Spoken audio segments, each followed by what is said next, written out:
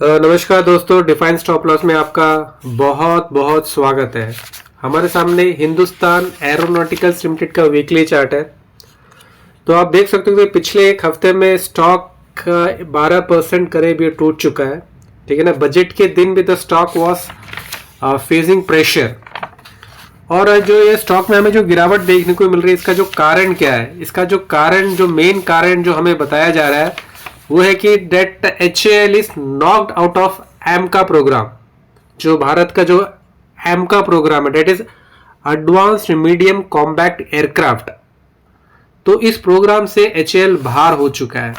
ठीक है ना। तो इसमें टोटल 7 कंपनी ने बिड किया था, उसमें से 3 कंपनियों को सेलेक्ट किया गया है। 3 कंपनी क्वालिफाई हुए। एक तो है टाटा ग्रुप, और जो दूसरा है L&T led consortium, L&T with Bharat electronics limited के साथ। और जो तीसरा कंसोर्टियम है that is Bharat Forge, BEML and Data Patterns. तो ये 3 लोग क्वालिफाई हुए हैं, और जो हमारा HAL डिस्क्वालीफाई हो गया है। इसका जो कारण हमें बताया गया है कि जो भारत सरकार ने जो एक क्लॉज उसके अंदर इंक्लूड किया था, कि वो जो क्लॉज ये है कि जो मतलब जो इनको ऑर्डर बुक है, ऑर्डर बुक जो रेशियो है, क्योंकि आप देखोगे कि जो HAL का जो अभी ऑर्डर पेंडिंग है डेट इज 2.5 लाख करोड़ है, और इनका जो टर्नओवर जो इन्होंने ऑर्डर एग्जीक्यूट किया डेट इज 30,000 करोड़ है। तो ये जो order book versus turnover ratio के जो चलते हुए HAL मतलब इस बिडिंग से बाहर हो चुका है। So now the private firms are going to undertake this prestigious advanced medium combat aircraft को बनाने के लिए इन्हें शॉर्टलिस्ट किया गया है, और आने वाले 2-3 दिनों में नाम फाइनलाइज हो जाएगा कि ये बिड किसको मिल रहा है। ठीक है ना। तो बेसिकली ये जो प्रोजेक्ट है, दिस इज प्रोजेक्ट क्या है कि ये 1500 करोड़ मतलब अलॉट किया गया है इसके लिए। एंड अब इसमें देखोगे तो ये जो स्टॉक्स है, तो आने वाले this are the advanced, this are the fifth generation aircraft है। और जो इन एयरक्राफ्ट की जो खासियत है, दे हैव गॉट स्टील्थ का मतलब इनका जो सबसे बड़ा हथियार ये है कि इसे रडार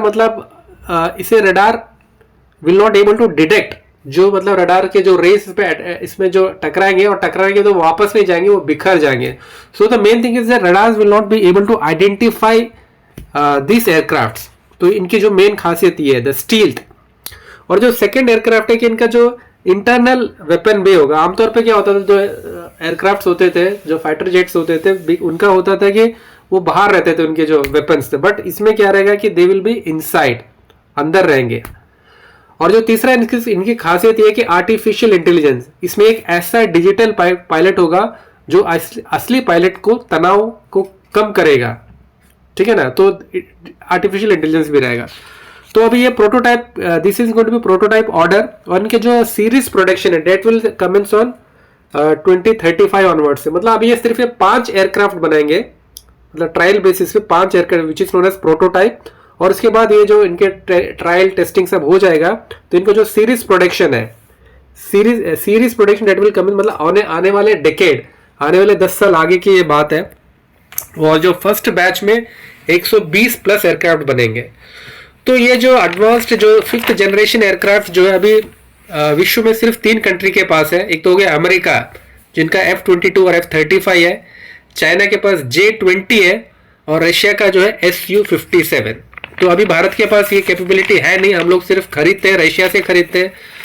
और ये आने वाले 10 सालों में हमारे we will be the 4th country to achieve this feat. तो भारत सरकार ने ये जो काम अच्छा है, क्योंकि बेसिकली क्या है कि अभी HAL के पास ऑर्डर काफी है। जैसे मैंने आपको बताया कि 2.5 करोड़ 2.5 लाख करोड़ उनके पास ऑलरेडी ऑर्डर है। तो भारत सरकार का कहना यह है कि भैया पहले आपके पास जो ऑर्डर है आप उसको पूरा करो। ठीक है ना। और जो भारत सरकार के जो डिसीजन हुआ है कि भैया we don't want any delays. जो तेजस में जो डिलेस हो रहा है, जो तेजस में जो डिलीवरी करने में जो HAL इज फेसिंग डिले, तो गवर्नमेंट डजंट वांट और our nation doesn't want delay. So that's why private players को इसमें इंट्रोड्यूस किया जा रहा है। सो ये जो है this is going to be जो एक प्रेस्टिजियस, मतलब भारत सरकार के लिए ये प्रेस्टिजियस है।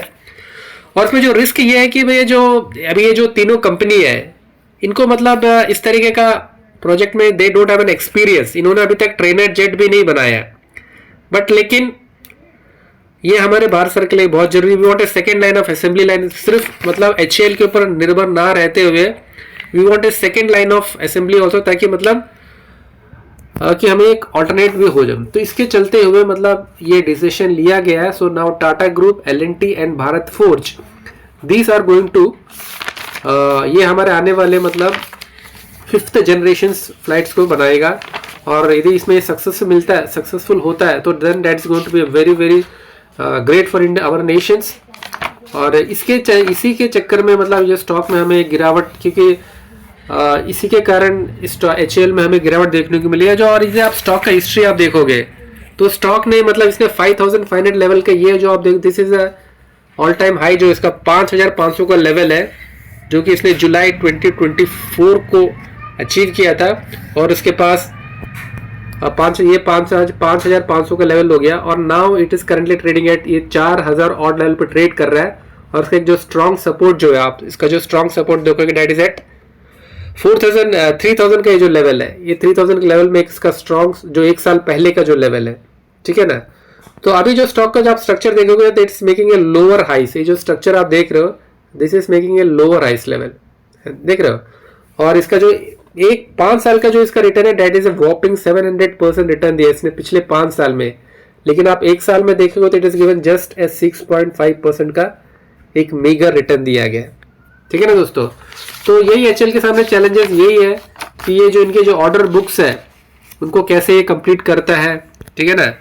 और उन्हें मतलब क्योंकि भारत सरकार को क्या है कि मतलब टाइमली जो प्रोजेक्ट्स है उसे टाइमली कंप्लीशन भी चाहिए। तो मैं इनके जो एमडी साहब का जो इंटरव्यू देख रहा था, ठीक है ना, तो वही उनका वही वो बता रहे थे कि जो ये AMCA है, मतलब एडवांस मीडियम कॉम्बैट एयरक्राफ्ट, इसको हमने हमारे रेवेन्यू में इंक्लूड किया नहीं है। तो अभी एचएएल के पास काफ़ी है, जो जैसे उन्होंने सुकोई मार्क 1 बनाया, Tejas mark 1, mark 1A trainer aircraft बनाता है।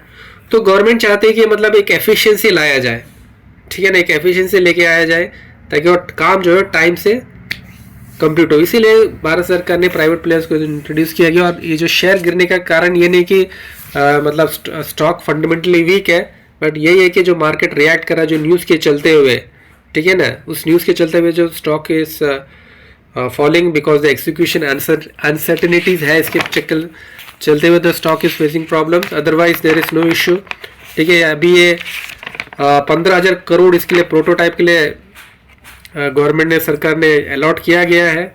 और यदि सक्सेसफुल हो जाता है तो देन सीरीज जो production that will be commence from 2035 onwards हो जाएगा। तो दोस्तों फिर आज के लिए इतना रखते हैं दोस्तों, फिर कभी किसी वीडियो मिलेंगे दोस्तों। यदि आप हम चैनल में पहली बार आए तो कृपया चैनल को लाइक कीजिए, कमेंट सब्सक्राइब कीजिए, अपना ख्याल रखें और अपनों का भी ख्याल। बहुत बहुत धन्यवाद।